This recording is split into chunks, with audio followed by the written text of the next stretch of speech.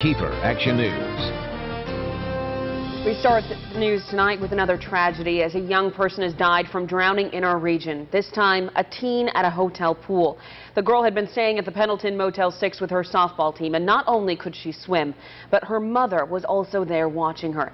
Kathleen Jacob learned how tragedies like this happen in tonight's big story. Kathleen Clary Cook is pretty well known around town as a safety expert. But even she had a close encounter with her toddler nearly drowning. We were busy chatting with each other and took my eyes off of him. He went after a toy and again, totally silent. My cousin looked up, he was floating on top of the water and she dove in and pulled him out. The happy ending wasn't to be when Taylor Logan was pulled from a pool Saturday in Pendleton. She was in town for a softball tournament and sharing the pool with teammates and family.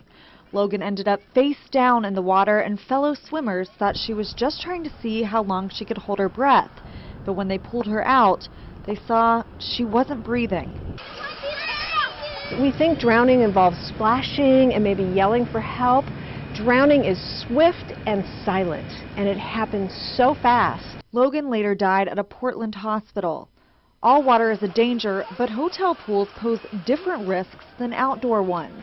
Aside from having no lifeguard on duty, indoor pools can get more murky without the sunlight to disperse chemicals. We've stayed in several hotels with the kids, and actually the biggest issue for us is the chlorine level in indoor pools. Cloudy water at a Seattle hotel was blamed for the death of this WSU student. The water was so opaque from chemicals, firefighters didn't even find the young man's body for hours.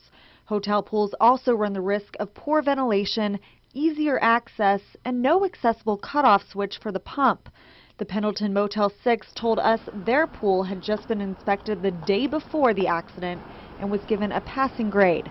It really could happen to anyone. And I mean, that's the tragedy here, is that, you know, who would have imagined?